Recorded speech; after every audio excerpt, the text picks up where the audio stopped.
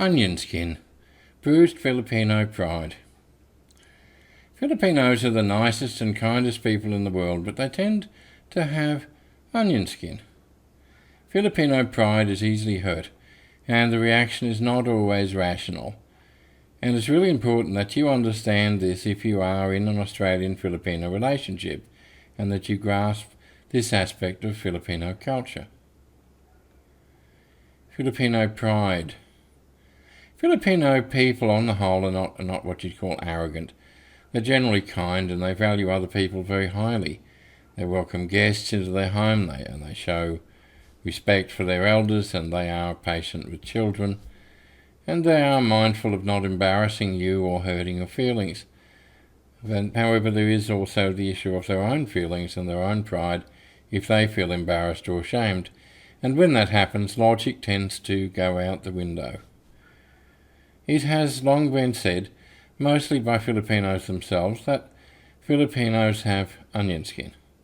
What it means is a thin skin, which is easily damaged, and yes, this is the nature of the average Filipino. Thin-skinned, easily hurt. People grow up in a society where pakikisama is the rule of the day. It implies the need to go along with others and not to rock the boat.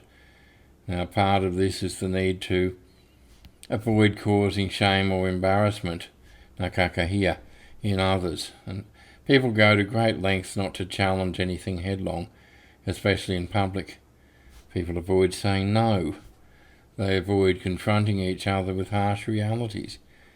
And I suppose a lot of it is that if you grow up that way, in other words, you're not used to being confronted, then you don't know how to deal with it when it happens. Now, you will probably have noticed things like the dreaded tampo in a Filipina girl. She lets things build up and get to her, and she responds largely by sulking and maybe even storming off for several days. Now, the way this is handled by others is that they don't mention it when the girl returns, because to do so would cause nakakahiya for her.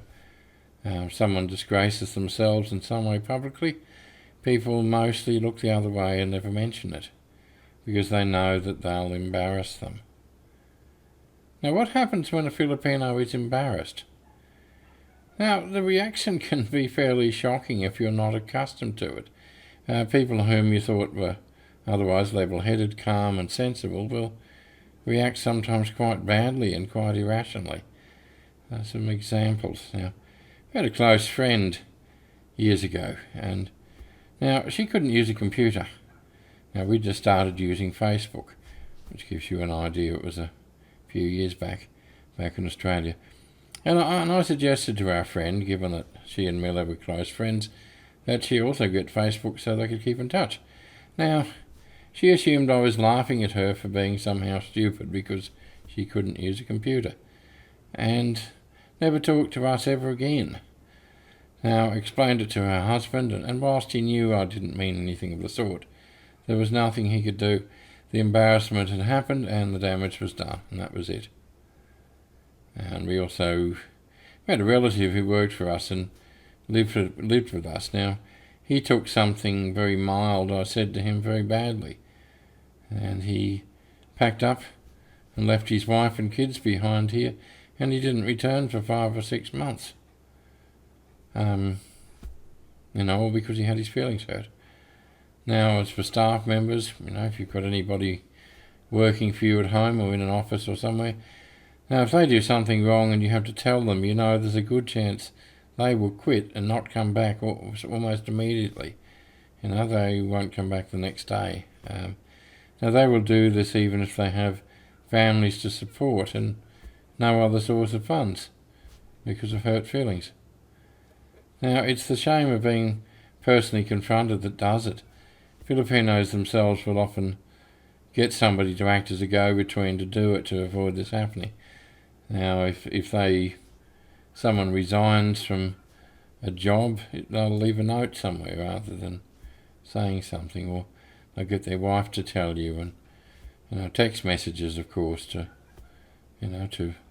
again avoid any embarrassment.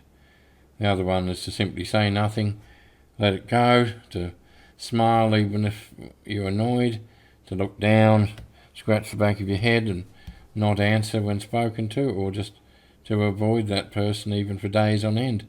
Anything to avoid a confrontation and the inevitable embarrassment and loss of face, that is, that comes from it.